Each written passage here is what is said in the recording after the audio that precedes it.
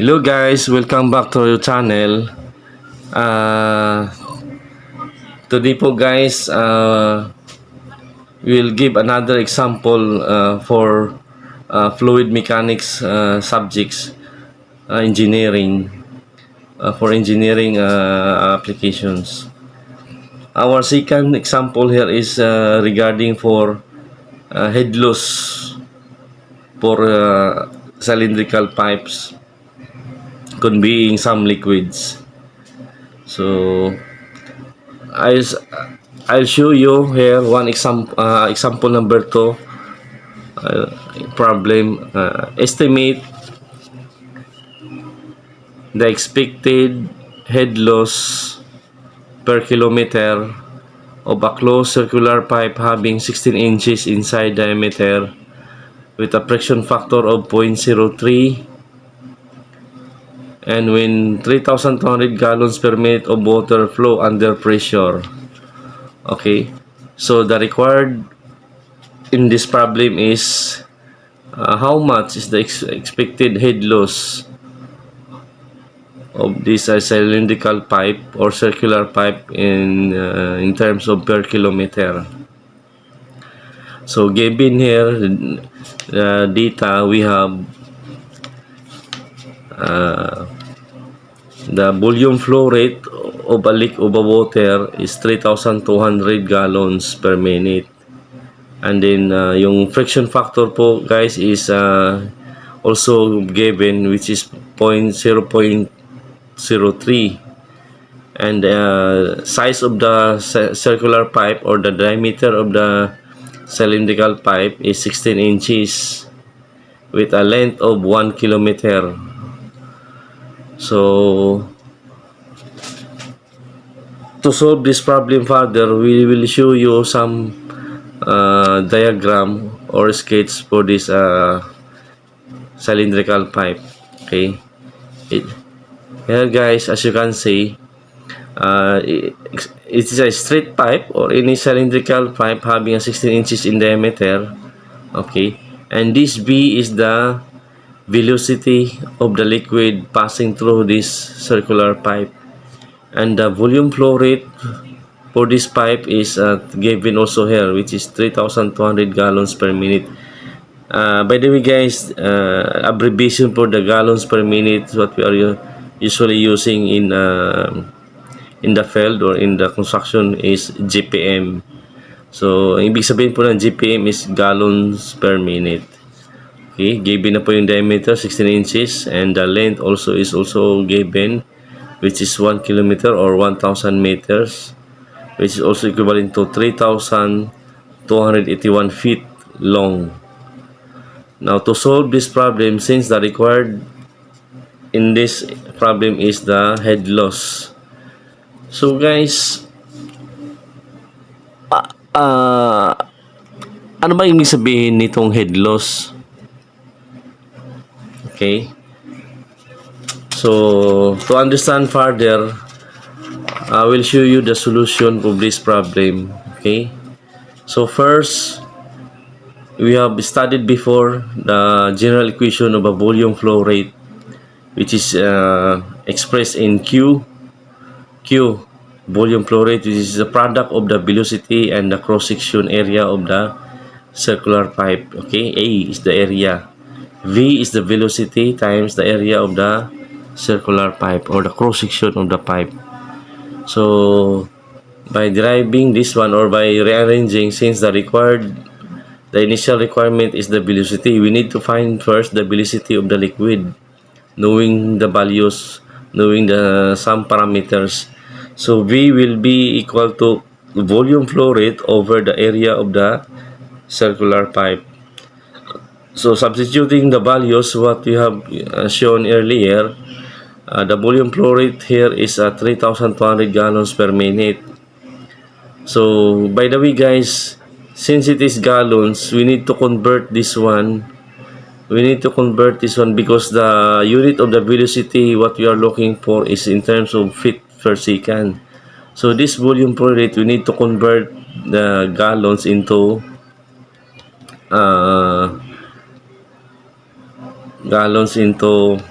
we call this late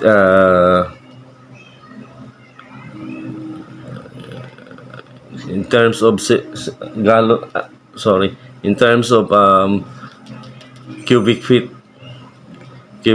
and then the other one is the minute. We need to convert this one in seconds. Okay,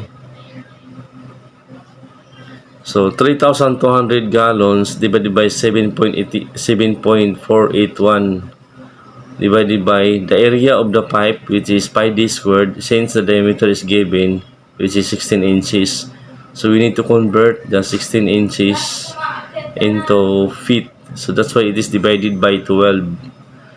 So substitute the 16 inches divided by 12 and raised to the power 2 exponent 2, because the area of the pipe is pi d squared. Okay, and then we need to convert the minute into seconds. So 1 minute is 60 seconds. So by simplifying this expression, the velocity will be the numerator is 427.75 rather, over 83.77. Yan, as you can see guys, so the velocity of the liquid will be 5.106 feet per seconds. 5.106 feet per seconds. Now we have already the velocity of the liquid.